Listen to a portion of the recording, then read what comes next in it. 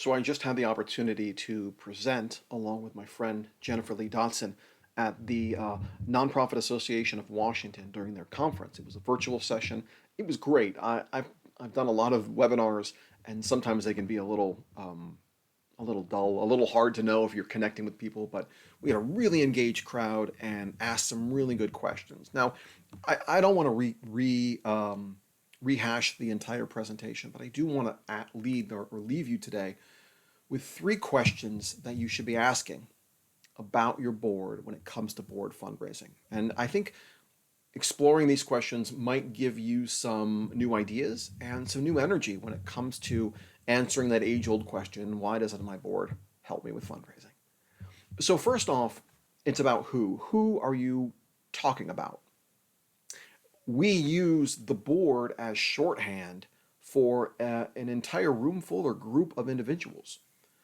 We assign them a collective identity and assign them sometimes collective motivations and collective responses that may or may not be true.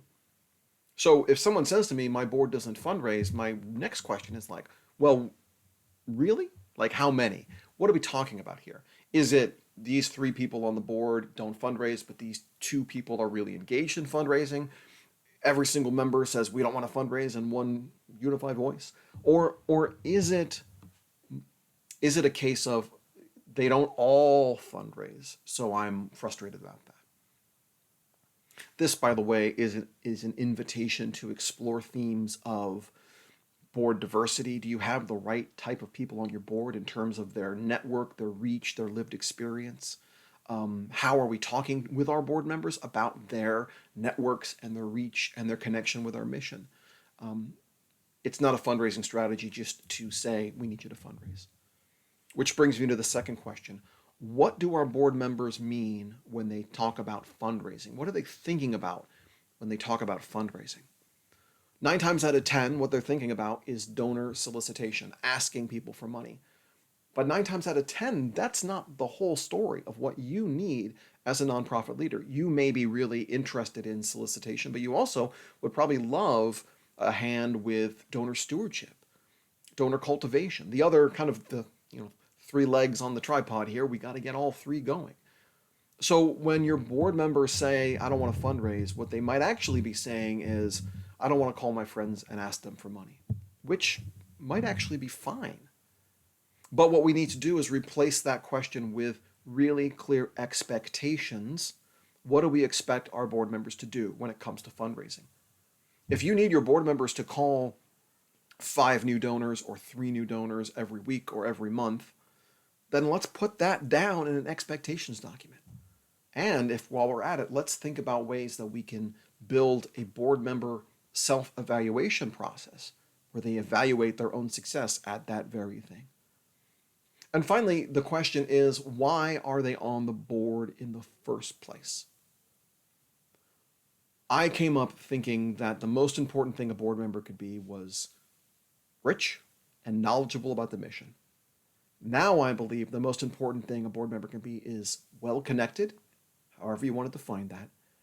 And I want a board member who has a really clear and compelling story about why they are on this board. Not why they serve on boards in general, but why they are on this particular board. And if we can encourage our board members and help our board members learn their story, tell their story, not a elevator pitch, which I've talked about before. Not an elevator pitch, but a personal story about why this mission matters to them. Because there's a million nonprofits and a million missions they can choose to support, but they have chosen to support you in a way that 99% of your donors do not support you. So there has to be a reason. So when our board members can talk about that, when they can replace the need or the fear of needing to be an actual expert about all the bits and pieces about your nonprofit, if we can replace all that with this is my story, well, now we've got something. And we've got that, and we've got clear expectations, and we've got a board that is prioritizing networks and connections over perceived capacity. Now you've got a fundraising board. So that's some of the stuff we talked about at the NAWA conference today. We actually just hung up the call moments ago, so I still have to tie on. But if you would like to dig into how your board approaches fundraising. I would love to dig into that with you because that's part of what I do with clients. That's part of what I think all nonprofits need to do in order to really embrace the power of their board, embrace their mission, and to build a fundraising system that your mission deserves. So I'd love to talk about this. You can reply to this video, or if you're seeing this on LinkedIn, reply to this message, and let's talk. But until then, keep up the great work, and we'll talk to you next week.